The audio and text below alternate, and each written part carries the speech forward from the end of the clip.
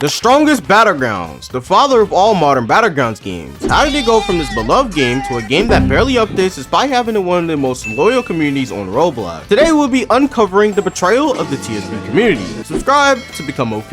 Exhibit A, how KJ affected the strongest Battlegrounds. Last year in 2024, the KJ update for the strongest Battlegrounds might have been the most hyped update out of all the games on Roblox. So much so that it affected the voting for the Innovation Awards. A platform-wide event, by the way, which was swayed in favor of this one singular character. The character itself is actually from a Stickman animated series created by Hunyan Dojo, but originally the character was added to the game as a top donator award, meaning whoever decided to make the TSB developers richer got to use an absolutely overpowered character as a result of this absolute waste of Robux. But it all changed when the developers announced that they would be making the character free only if the community helps TSB win all the categories it was voted for in the Innovation Awards. One being strategy games, which it won over games that actually deserved it like TDS, which are actual strategy games. And of course, best fighting game, where it beat Block Streaks by thousands of votes, which was completely unexpected. Due to the hype of this KJ character itself, it ended up winning both categories in an absolute landslide. The KJ update, as promised, was released about 5 months later after the Innovation Awards concluded on December 21st of 2024. After consecutive delays due to Roblox stepping in and saying they couldn't release KJ until the actual award show was over, which wasn't until September, which caused a massive uproar because this update essentially ruined the Innovation Awards for one character, and it still wasn't released until December. This day would mark the absolute peak of the strongest Battlegrounds player count, reaching over 1.4 million players, making it for that day the #1 most played game on Roblox, which is insane. The shockwave was felt everywhere on Roblox. Not only did TSB win 2 awards at the actual voting of the Innovation Awards, but also had one of the biggest updates in the history of Roblox. It was a triumph, and you would think that after that the game would only begin its reign as one of the most popular games on Roblox. Well, not quite. After KJ was released, the devs went basically completely silent. Not to mention, the update essentially taking way longer to make than I think Santino was imagining. This caused a severe problem that is still lingering to this day. KJ as a free character was also supposed to be gone after a month of being out. It never actually happened. They extended twice, and then after that, kept it in the game for months longer than it was supposed to. Free KJ servers are basically pointless now because everyone has experienced the character and he's not as fresh anymore. And the point of being a top donator to the game is basically gone as well. Now people just donate for fun, I guess. KJ marked the end of regular updates for this game after reaching its largest peak ever. TSB still averages around 80,000 players. The only reason it still averages this amount is because it is the first Battlegrounds game to really go mainstream, and people have an emotional attachment to this game as well. But it has now been surpassed by games like Forsaken and Dead Rails nowadays, and because of the lack of content, honestly TSB is really just a hangout game now. But Santino, the main developer of the game, also made the grave mistake of promising something that he never had any intention of living up to.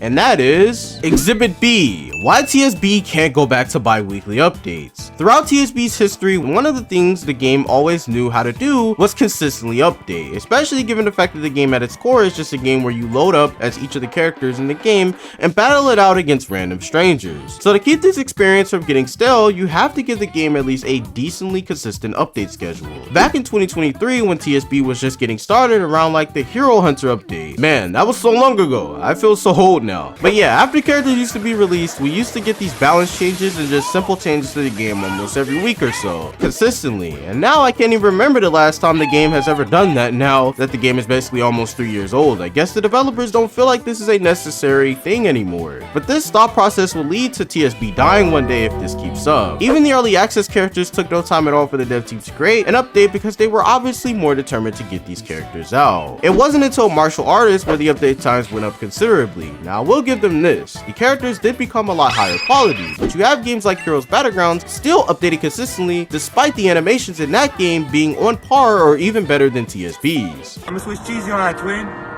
And went from early access characters taking a month or 2 max to a whole 5 to 7 months for characters to be created. I think this is mainly happening because they don't drop one move anymore, but instead drop entire movesets. But this doesn't work because essentially you wait longer for a full moveset now than you did back then, where it was one move every week or two, which I think would just work much better for feedback. And in a game where you have yet to add mastery, new maps, new features, or consistent balance changes, this is simply unacceptable. But because TSB is again the father father of all Battlegrounds games, Santino feels like he can get away with not updating for months and not having a proper excuse as to why. Even going as far as promising to go back to bi-weekly updates in a statement as soon as the game was updated. The game hasn't done a single update since the KJ update where this statement was first added, basically trolling every player that believed in this lie. Now if we look at what's been sneaked, there is about a grand total of 6 sneaks for the new stuff being added, starting with stuff being added to the newest character, Child Emperor. Apparently he's getting a new passive which allows him to have a stronger, better moveset, which seems broken, but we'll get to that later. 2 of the several new maps being added to ranked, finally. I don't understand why bro can't just add this in a little bi-weekly update instead of waiting for everything all in one. Literally makes zero actual sense. Ranked has been very stale for months. This could have been used a while ago. Then he takes another month to sneak again, until he finally confirms that apparently the Child Emperor Awakening will cost 10k USD just to animate, which is just an unnecessary amount of money for a simple awakening animation that you'll probably get tired of seeing after the first few months of this character being out. Then he also confirms that he will be revisiting old characters, which Lord knows how long this will take for him to do given the recent history of updates or lack thereof. This isn't the same dev team that used to pump out characters like it was nothing. Now it's months in between literally anything being added to the game. Mind you,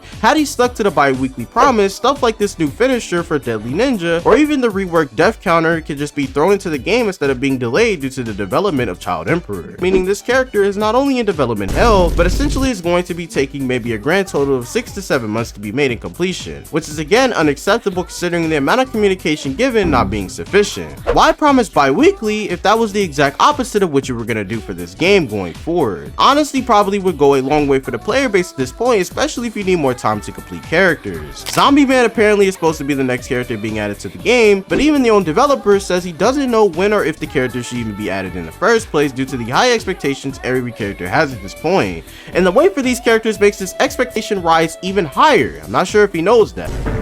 You can't keep getting away with it!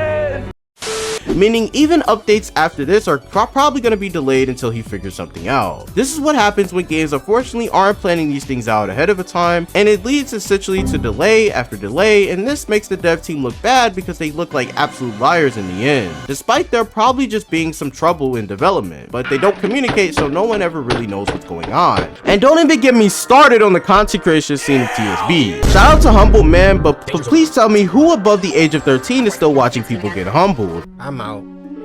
You think I'm about to? I'm not watching this!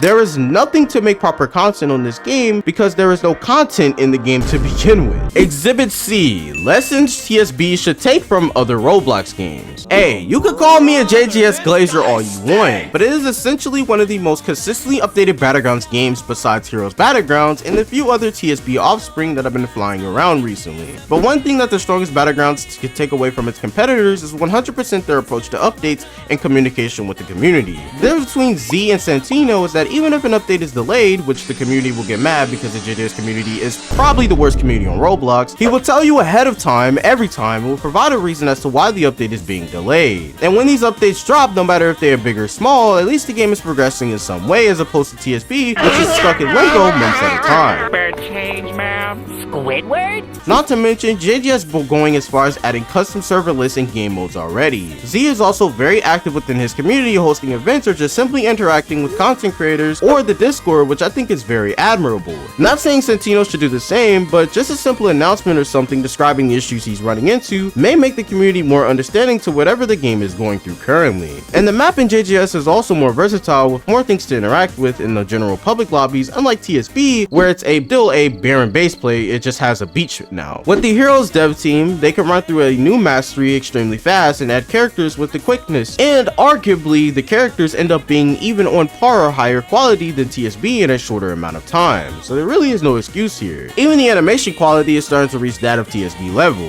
They have already done limited time emotes incorrectly in TSB, and that was directly took from Heroes, which did this much better by actually making the emotes limited time as promised. Even games like Blox recent times have updated more or quicker than TSB, TSB, which again is so insane that I can't believe I'm even giving a game like Blox Fruits props over TSB, but it's true. The main problem is that Santino thinks he can go just as long as Blox Fruits in terms of not updating or communicating, when the reality is he can't. Fundamentally, Blox Fruits is a much bigger game than TSB, which is just a simple Battlegrounds game which can get boring much quicker as a result of being a much smaller game. So that means bi-weekly updates as promised would make sure the game doesn't just outright become unplayable, because of the high expectations that honestly Santino himself has set for TSB, which has made this game become much harder to update, but it hasn't become impossible to do bi-weekly. All he has to do is add moves one by one if he has to, and update the game as he finishes content for it. And I promise you the community would be much more pleased and wouldn't lead to videos like this one where content creators like myself have to speak out about it. I mean, your top creator, the Holy Grail, has already said his frustrations about this, and that's not really a good look when all your content creators are exposing this game for its horrible update schedule.